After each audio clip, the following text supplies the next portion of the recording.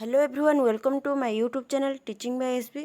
आज क्लास करवा राधा प्रेमलीला जहाँकि पीजी फोर्थ सेमिस्टर रो पेपर 403 यूनिट 1 राधा प्रेमलीला अच्छी। यह मध्य दक्षिण ओडिशार एक लोकनाट्य अर्थात राधा प्रेमलीला होची दक्षिण ओडिशार एक लोकनाट्य। भारतीय दृश्य पटरे कृष्ण गाथार नाट्य रूप प्रदर्शन ख्रीष्ट जन्मर कई शह वर्ष पूर्वर होइथिला। नाट्यकार भास ही प्रथमे कृष्ण को नहीं केतोटी नाटक लेखन्ति, तापरे कृष्ण लोकनाटक भितरु मध्य आसिछन्ति। तेबे ओडिशारे जयदेवଙ୍କ पूर्वरु कृष्णलीलार नाट्य रूप कुत्रापि प्रदर्शित होइथिबारु जणा जाय नाही। ताहार अर्थ एहा नुहे जे जयदेवଙ୍କ पूर्वरु कृष्ण ओडिशारे अपरिचित थिले। तेबे जयदेव ही प्रथमे तांकु नाटक माध्यम साधारण जनतार दरबार रे पहुँचाइबा निमंते सुजोग सृष्टि करी देइथिबार अनुमान करा जाए। गीत गोविंद श्री मंदिर रे अभिनीत हेबा फल पुरी ठारे कृष्ण कथा संबलित लोकनाटक आरंभ होई सारिथिला। एहार प्रभाव देशर अन्य प्रांतरे पड़िबा स्वाभाविक। कृष्णंकर विभिन्न लीला को नहीं देशर विभिन्न अंचल भिन्न भिन्न लोकनाटक मान सृष्टि होइथिला। कृष्णंकर विभिन्न लीला को नहीं देशर विभिन्न अंचल लोकनाटक भिन्न भिन्न प्रकार सृष्टि होइथिला। राधा प्रेमलीला हेउछि एहार एक रूप। कुहा जाउछि जे एहा चिकिटी राज परिवारर अवदान। चिकिटी राजवंश ओडिशार नाट्य जगत को स्मरणीय अवदान निमंते प्रसिद्ध होइछि। राजा राधामोहन राजेन्द्र चलित शतकर प्रथम पादरे 5 खंडी मंच नाटक रचना करी सेगुड़िकु निजस्व मंचर अभिनीत कराइथिले। ओडिशार मंच इतिहास रे चिकिटी मंचर एक स्वतंत्र स्थान रहिछि। सेही राजवंशर कवि राधाकृष्णंकर दिव्य प्रेमर वर्णना संबलित एही लीलार रचना करिछन्ति। एहा समय दृष्टि खूब प्राचीन नुहे। 1868 मसीहारे एहार सृष्टि मन रखिबाकू हेबो जे एतेबेलकू बंग देश रे सामाजिक नाटकर जुग आरंभ होई गलाणी। ओडिशारे मध्य सेही वर्ष रघुनाथ परिछा तांकर गोपीनाथ बल्लभ नाटक प्रकाश करती। एइटी मध्य एक लीलाधर्मी रचना एवं एथिरे मध्य राधाकृष्णंकर प्रणय विरह मान अभिमानर विवरणी प्रदत्त होइछि।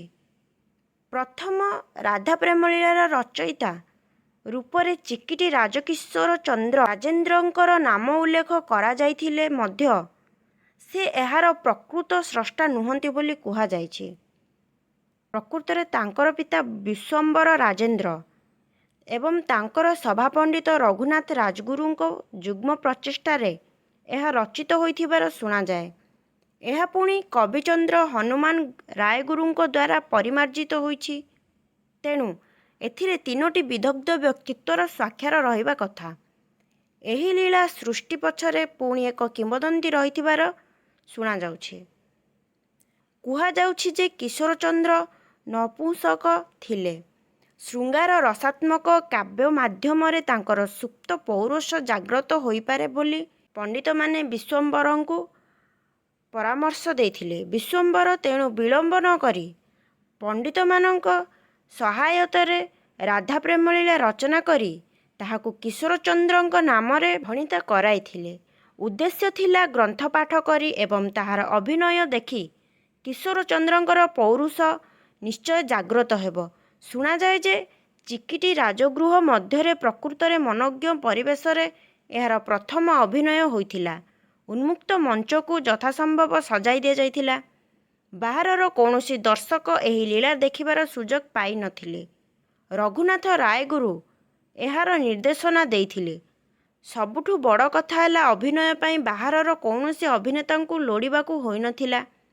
राजपरिवारर सदस्य माने ही एथिरे अंशग्रहण करिथिले। स्वयं किशोरचंद्र कृष्ण भूमिकारे एवं तस्य पत्नी राधा भूमिकारे अभिनय करिथिले। आहुरी कुहा जाउछि जे प्रेम विरह मिलन दृश्य गुड़िक अभिनय करुथिबा समय नपुंसक किशोरचंद्रंकर संभोगोच्छा साहस ଜାଗ୍ରତ ହୋଇଥିଲା ଏବଂ ଏହାଦ୍ୱାରା ବିଶ୍ୱମ୍ବରଙ୍କର ଉଦ୍ଦେଶ୍ୟ ସଫଳ ହୋଇଥିଲା। ଠିକ୍ ଏହିଭଳି କିମ୍ବଦନ୍ତୀ ପଦ୍ମନାଭ ଦେବଙ୍କ ସମ୍ପର୍କରେ ମଧ୍ୟ ଶୁଣାଯାଏ। ସମାନ ଉଦ୍ଦେଶ୍ୟ ନେଇ ରଚିତ ହୋଇଥିବା ତାରକା ସଂହାର ନାଟକଟି ଏଥିରେ ଅଶ୍ଳୀଳ ହୋଇଥିଲା ଯେ ତାହା କଦାପି ଲୋକଲୋଚନକୁ ଆସିବା ପାଇଁ ଦିଆଯାଇ ନଥିଲା। ମଧ୍ୟଯୁଗୀୟ କାବ୍ୟ କବିତାରେ କୃଷ୍ଣଙ୍କୁ ନାୟକ କରି ବହୁ ରଚନା ପ୍ରକାଶିତ ହୋଇଥିଲା। ଦୀନକୃଷ୍ଣ, ଅଭିମନ୍ୟୁ, କବିସୂର୍ଯ୍ୟ ବଳଦେବ, ଗୋପାଳକୃଷ୍ଣ, ବନମାଳୀ, ଗୌରହରି, ରୂପଗୋସ୍ୱାମୀ ପ୍ରମୁଖ କୃଷ୍ଣଗାଥା ଅବଲମ୍ବନରେ ଉଭୟ ଓଡ଼ିଆ ଓ ସଂସ୍କୃତରେ କାବ୍ୟ ନାଟକାଦି ରଚନା କରିଛନ୍ତି। ରାଧାପ୍ରେମଲୀଳା ଏହି ପରମ୍ପରାର ଦାୟଦ ହୋଇଥିବାରୁ ଏଥିରେ ରୀତି ସାହିତ୍ୟର ସମସ୍ତ ଗୁଣ ଦୋଷ ଦେଖିବାକୁ ମିଳେ।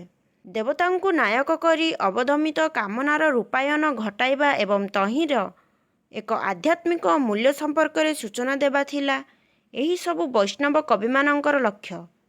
ସେ ସମୟର ବ୍ୟସ୍ତବିବ୍ରତ ରାଜନୈତିକ ଅବସ୍ଥା, କୌଣସି ଦୃଢ଼ କେନ୍ଦ୍ରୀୟ ଶାସନର ଅଭାବ, ଧର୍ମ ଭିତରେ ସୁଖ ଏବଂ ଶାନ୍ତି ଅନ୍ୱେଷଣ ନିମନ୍ତେ ଧର୍ମଗୁରୁମାନଙ୍କର ପ୍ରେରଣା, ପାରତ୍ରିକ ଶାନ୍ତିର ଅନ୍ୱେଷଣରେ ପଞ୍ଚସଖାମାନଙ୍କର କୃଷ୍ଣ ସାଧନାର ନିର୍ଦ୍ଦେଶ ଏବଂ ଏସବୁ ଗୋଳିଆ ମିଶା ପରିବେଶ ମଧ୍ୟରୁ ଐହିକ ସୁଖ ତଥା ଶାନ୍ତିର ସନ୍ଧାନ ନିମନ୍ତେ ଏକ ସହଜିଆ ପଥର କାମନା, ଏହାରି ପରିଣାମ ହିଁ ହେଉଛି ରୀତି ସାହିତ୍ୟ। କାବ୍ୟଶୈଳୀର ଗାମ୍ଭୀର୍ଯ୍ୟ, ଶବ୍ଦ ଯୋଜନାର କାରୁଶିଳ୍ପ, ନାୟକ ନାୟିକାଙ୍କ ଦୈହିକ ବିଳାସ ମଧ୍ୟରେ ଏ ଦେଶର ଜ୍ଞାନୀ ଗୁଣୀ ପଣ୍ଡିତ ମଣ୍ଡଳୀ ସୁଖର ସନ୍ଧାନ କରୁଥିବା ବେଳେ ସାଧାରଣ ଜନତାର ଭାଗରେ ପଡ଼ିଲା ସଙ୍ଗୀତ। ରାଧାପ୍ରେମଲୀଳା ଉଭୟ ଶାସ୍ତ୍ରୀୟ ଏବଂ ଲୋକଶୈଳୀର ଆଧାରରେ ପ୍ରସ୍ତୁତ ଏହି ପରମ୍ପରାର ସୃଷ୍ଟି। ଯେହେତୁ ଏହା ସଙ୍ଗୀତ ନାଟକ ଶୈଳୀରେ ପରିକଳ୍ପିତ ହୋଇଥିଲା, ପ୍ରଥମେ ଏଥିରେ କୌଣସି ଗଦ୍ୟ ବଚନିକା ବ୍ୟବହାର କରାଯାଉନଥିଲା। ତେବେ ପରେ କବି ବିଶ୍ୱମ୍ବର ଦାସ ଏଥିରେ ତାହା ଯୋଗ କରିଛନ୍ତି। ପୁଣି ବିଭିନ୍ନ କବି ଏଥିରେ ରାଧାଙ୍କର ମାନଭଞ୍ଜନ, ଶ୍ରୀକୃଷ୍ଣଙ୍କର ବିଭିନ୍ନ ବେଶର ପରିକଳ୍ପନା କରିଛନ୍ତି। ଗୋପୀନାଥ ଦାସ ସୁନାରୀ ବେଶ, କବିଚନ୍ଦ୍ର ଆନନ୍ଦପତି ନାପିତୁଣୀ ବେଶ, ବିଶ୍ୱମ୍ବର ଦାସ ଯୋଗୀ ବେଶ, କୃଷ୍ଣଚନ୍ଦ୍ର ଦାସ ପାଟରାଣୀ ବେଶ ଏବଂ ବାସୁଦେବ ମହାପାତ୍ର ରାଜକିନେ ବେଶର ସଂଯୋଗ କରିଛନ୍ତି। କବିମାନେ ଏଥିପାଇଁ ସ୍ୱୟଂ ସଙ୍ଗୀତ ରଚନା କରିଥିଲେ ହେଁ ଭଣିତ ହୋଇଛି ସେଇ କିଶୋରଚନ୍ଦ୍ରଙ୍କ ନାମରେ। ସ୍ୱୀକାର କରାଯାଇପାରେ ଯେ ଏହିସବୁ ବେଶ ପରିକଳ୍ପନା ଦ୍ୱାରା ଲୀଳା ସାଙ୍ଗୀତିକ ମାଧୁର୍ଯ୍ୟ, ବର୍ଣ୍ଣାଢ୍ୟ ଭାବ ତଥା ଅନୁଭବ ବୈଚିତ୍ର୍ୟମଣ୍ଡିତ ହୋଇଛି। ସଙ୍ଗୀତ ଏବଂ ନୃତ୍ୟ ହେଉଛି ଏହି ଲୀଳାର ଆତ୍ମସ୍ୱରୂପ। ଏହାର ମଞ୍ଚ ଯୋଜନା ମଧ୍ୟ ବେଶ୍ ବ୍ୟୟବହୁଳ। ମଞ୍ଚ ଉପରେ ବୃନ୍ଦାକୁଞ୍ଜ, ଚନ୍ଦ୍ରାବଳୀ କୁଞ୍ଜ, କୃଷ୍ଣକୁଞ୍ଜ, ରାଧାକୁଞ୍ଜ ଇତ୍ୟାଦି ବିଭିନ୍ନ କୁଞ୍ଜର ବ୍ୟବସ୍ଥା କରିବାକୁ ପଡ଼ିଥାଏ। ତେବେ ବର୍ତ୍ତମାନ ଏଥିରେ କେବଳ ରାଧା ଓ କୃଷ୍ଣ ପାଇଁ ଦୁଇଟି କୁଞ୍ଜର ବ୍ୟବସ୍ଥା କରି ଅଭିନୟ କରାଯାଉଛି। ଏଥିରେ କିଶୋରମାନେ ହିଁ ଉଭୟ ପୁରୁଷ ତଥା ନାରୀ ଭୂମିକାରେ ଅଭିନୟ କରିଥାନ୍ତି। କଳାକାରମାନଙ୍କର ସଂଖ୍ୟା 25ରୁ 30 ପର୍ଯ୍ୟନ୍ତ ହୋଇପାରେ। କଳାକାରମାନଙ୍କର ବେଶଭୂଷା ପାରମ୍ପରିକ ରୀତିର ଏବଂ ବର୍ଣ୍ଣାଢ୍ୟ ମଧ୍ୟ।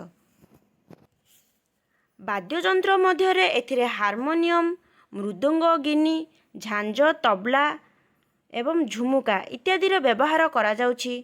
ତେବେ ବେଶ ପୋଷାକ, ଆଧୁନିକ ସ୍ୱରର ସଙ୍ଗୀତ ପ୍ରଭୃତି ଏଥିରେ ଯେଉଁଭଳି ପ୍ରବେଶ କଲାଣି, ତହିଁରେ ବେହାଲ ପ୍ରଭୃତି ଯନ୍ତ୍ର ଅଚିରେ ଏଥିରେ ସ୍ଥାନ ପାଇବ ନାହିଁ, ଏହା କହିହେବ ନାହିଁ।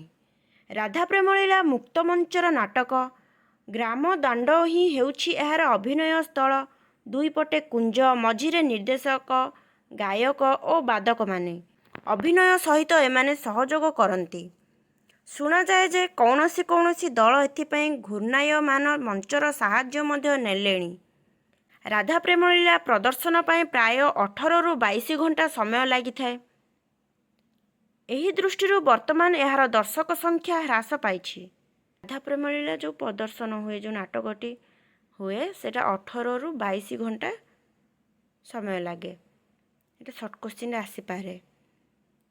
ମନୋରଞ୍ଜନ ପାଇଁ ଆଜି ଏତେ ସମୟ କାହାରି ପାଖରେ ନାହିଁ କିମ୍ବା ପୂର୍ବର ସେ ମାନସିକତା ମଧ୍ୟ ନାହିଁ। ଏହା ଗଞ୍ଜାମ ଚିକିଟି ଅଞ୍ଚଳର ସୃଷ୍ଟି ଏବଂ ବର୍ତ୍ତମାନ ଏହା ଘୁମୁସର ଅଞ୍ଚଳରେ କରାଯାଉଥିଲେ ମଧ୍ୟ ଜିଲ୍ଲାର ସୀମା ଅତିକ୍ରମ କରିପାରି ନାହିଁ। ଏଥିରେ ବ୍ୟବହୃତ ସଙ୍ଗୀତଗୁଡ଼ିକ ପାରମ୍ପରିକ ରୀତିର ହୋଇଥିବାରୁ ଏବଂ ଏସବୁକୁ ଶିକ୍ଷା କରିବା ସମୟ ସାପେକ୍ଷ ତଥା ଉପଯୁକ୍ତ ଗୁରୁ ନିର୍ଭର ହୋଇଥିବାରୁ ଏହା ଉପକୂଳବର୍ତ୍ତୀ ଅଞ୍ଚଳକୁ ଆସିପାରି ନାହିଁ। ପୁଣି ଏହା ବେଶ୍ ବ୍ୟୟ ସାପେକ୍ଷ ମଧ୍ୟ। ଲୋକ ରୁଚିର ପାର୍ଥକ୍ୟକୁ ଏହାର ଅନ୍ୟତମ କାରଣ ରୂପେ ନିର୍ଦ୍ଦେଶ କରାଯାଇପାରେ। ଗଞ୍ଜାମ ଜିଲ୍ଲାରେ ଏବେ ପ୍ରାୟ 20ରୁ 25ଟି ଦଳ ଏହି କଳାକୁ କୌଣସି ମତେ ବଞ୍ଚାଇ ରଖିଛନ୍ତି।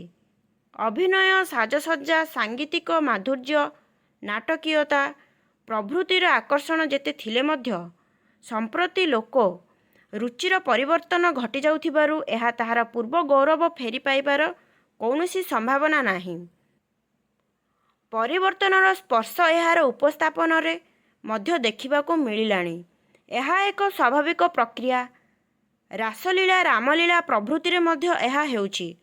ବସ୍ତୁତଃ କୃଷ୍ଣଲୀଳା ଏବଂ ରାଧାପ୍ରେମଲୀଳା ମଧ୍ୟରେ ପରିକଳ୍ପନାଗତ ବିଶେଷ କୌଣସି ପାର୍ଥକ୍ୟ ନାହିଁ। କୃଷ୍ଣଲୀଳାର ଏକ ସାମନ୍ତରାଳ କ୍ଷେତ୍ରୀୟ ରୂପ ଭାବରେ ହିଁ ଏହାର ଆବିର୍ଭାବ। ତେବେ ରାଧାକୃଷ୍ଣ ପ୍ରଣୟ ଲୀଳା ପ୍ରଦର୍ଶନ ଏହାର ପ୍ରଧାନ ଲକ୍ଷ୍ୟ ହୋଇଥିବାରୁ ଏହା ଶୃଙ୍ଗାର ରସର ପ୍ରଧାନ। ପରବର୍ତ୍ତୀ କାଳରେ ଗୋବିନ୍ଦସୁର ଦେଓ, କାଳୀଚରଣ, ବିଶେଷ କରି ବାବାଜୀ ବୈଷ୍ଣବଚରଣ ଦାସ ଏହି ବିଷୟ ଆଧାରିତ ବହୁ ଲୀଳା ନାଟକ ଲେଖିଛନ୍ତି। ଦ୍ୱାଦଶ ଶତକରେ ଜୟଦେବ ହିଁ ଏହି ପରମ୍ପରାର ସୃଷ୍ଟି କରିଥିଲେ ଏବଂ ଉପକୂଳବର୍ତ୍ତୀ ଅଞ୍ଚଳରେ କୃଷ୍ଣଯାତ୍ରାର ଏହି ସାମନ୍ତରାଳ ରୂପ ବହୁଳ ଭାବରେ ଅଭିନୀତ ହେଉଥିଲା। ତେଣୁ ରାଧାପ୍ରେମଲୀଳା ନିଜ କ୍ଷେତ୍ର ଛାଡ଼ି ଦୂରକୁ ଯାଇପାରି ନାହିଁ।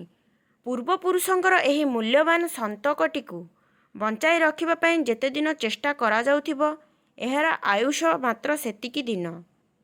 ଏହା ଥିଲା ରାଧାପ୍ରେମଲୀଳା, ଯାହାକି ଶେଷ ହୋଇଯାଇଛି। ନେକ୍ସଟ କ୍ଲାସ୍ରେ ନେକ୍ସଟ ଚାପ୍ଟର ଦେଖିବା।